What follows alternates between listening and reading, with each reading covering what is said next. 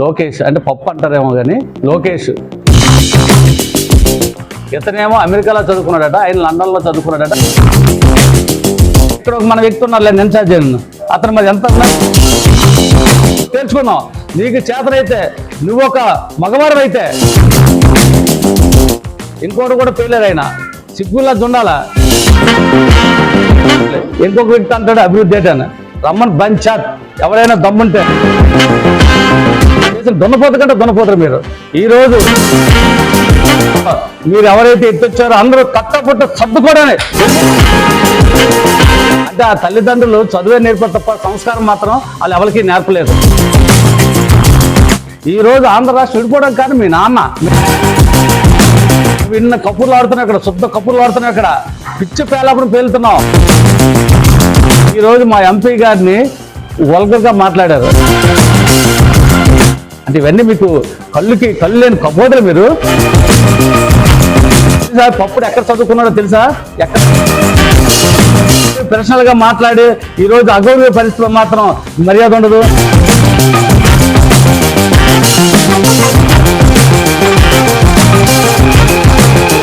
నిన్న గౌరవ టీడీపీ అధ్యక్షులు గారు అబ్బాయి లోకేష్ అంటే పప్పు అంటారేమో కానీ లోకేష్ నిన్న కన్నమాసం గుడి దగ్గర విస్తృత సమావేశం టీడీపీ జరిగింది.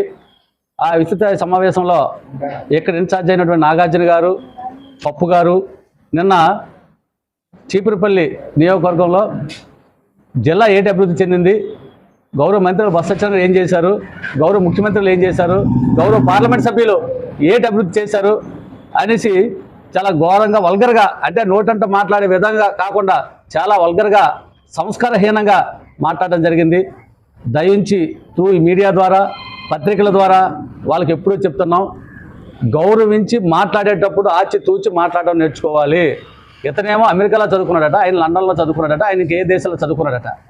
చదువుకున్న వాళ్ళు సంస్కారం లేని మాట్లాడుతున్నారు. అంటే ఆ తల్లిదండ్రులు చదువే నేర్పారు తప్ప సంస్కారం మాత్రం వాళ్ళు ఎవరికి నేర్పలేదు.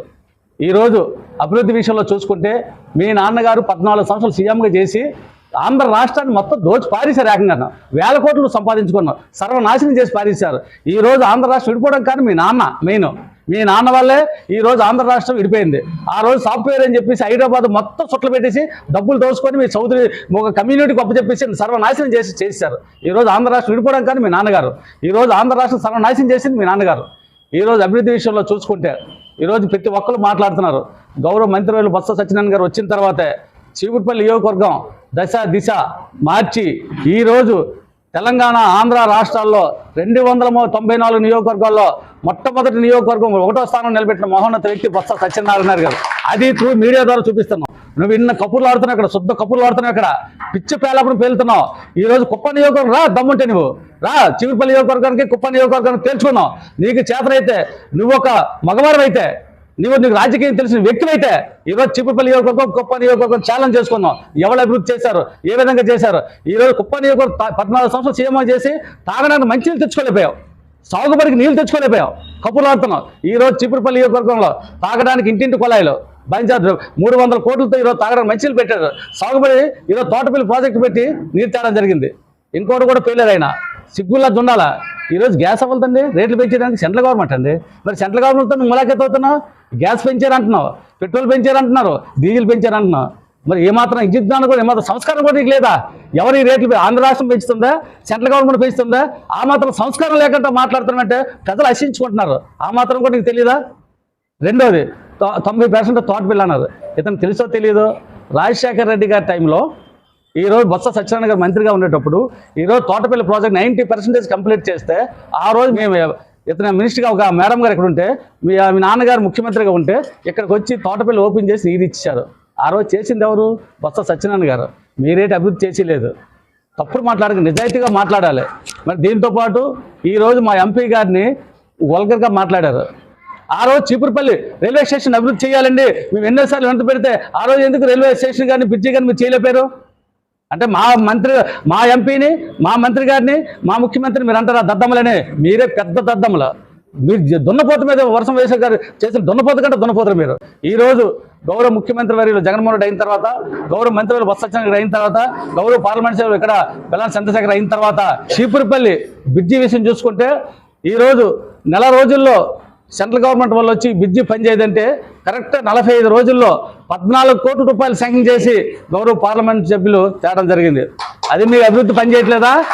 ఈరోజు మన ఫుట్ఓవర్ బ్రిడ్జి చూసుకుంటే చీపురుపల్లి ప్రజలు చుట్టూ తిరిగి వెళ్ళాలని చెప్పేసి ఈరోజు పోలీస్ స్టేషన్ మీదుగా వెళ్ళాలని ఉద్దేశంతో ఆ రోజు ఎప్పటి నుంచో మేము అసోసియేట్ కానీ ఎంతో మందికి మేము మొరబెట్టుకుంటే ఈరోజు ఫుట్ఓవర్ బ్రిడ్జి చేయలేపారు. ఆ రోజు కోటి రూపాయలు పెట్టి ఫుట్ఓవర్ బ్రిడ్జి తెచ్చారు ఎంపీ గారు. అంటే ఇవన్నీ మీకు కళ్ళు లేని కపోదలు. మీరు బ్రిడ్జి అవ్వలేదంటే రాజావారి నుంచి వచ్చిన వ్యక్తి బ్రిడ్జి అవుతుంది కళ్ళుకి ఇచ్చేసారా? బ్రిడ్జి పక్కన వెళ్ళి వచ్చారు రాజావారి నుంచి, బ్రిడ్జి పనులు అవుతుంది లేదు తెలుసుకున్న వ్యక్తి ఈరోజు మాట్లాడేయడమే.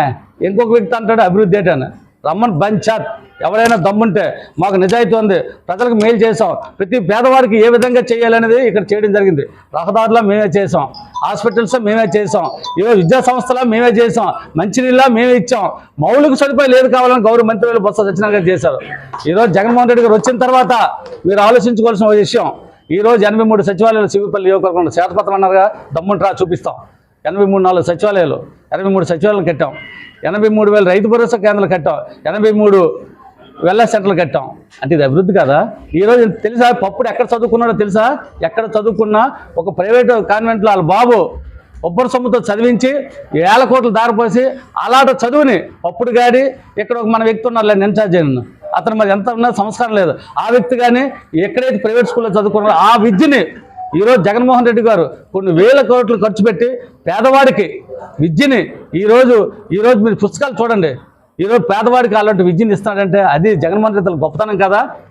అంటే అలాంటి విద్యను ఇస్తున్నారు, అలాంటి మంచి విద్యను ఇవ్వకూడదు, వీళ్ళకి ల్యాప్టాప్లు ఇవ్వకూడదు, మంచి విద్యను చెప్పకూడదు, పేదవాడు బాగుపడకూడదు, పేదవాడికి ఇంగ్లీష్ వద్దు, పేదవాడికి తెలుగు ఉండాలి, పేదవాడు ఎక్కడుంటే అక్కడే ఉండాలి అనే నైజం ఉన్నటువంటి వ్యక్తులు మీరు. బొత్స సత్యనారాయణ కానీ ఈరోజు మా ఎంపీ గారిని కానీ అలాగే గౌరవ ముఖ్యమంత్రి గారిని కానీ విమర్శిస్తే మాత్రం మేము తడాకా రేపు 2024లో మా తడాకా అయితే మేము నిరూపించడానికి మేము సిద్ధంగా ఉన్నాం. ఇంకోటి కూడా చెప్తున్నాం, మీరు ఆలోచించుకోండి, మీకు ఎన్నోసార్లు చేసాం. రేపు 2024లో మీరు ఎవరైతే ఎత్తొచ్చారో అందరూ కట్టపుట్ట సర్దుకోవడానికి వెళ్ళిపోవడానికి సిద్ధంగా ఉండండి. దీని ద్వారా మేము తెలియజేస్తున్నాం.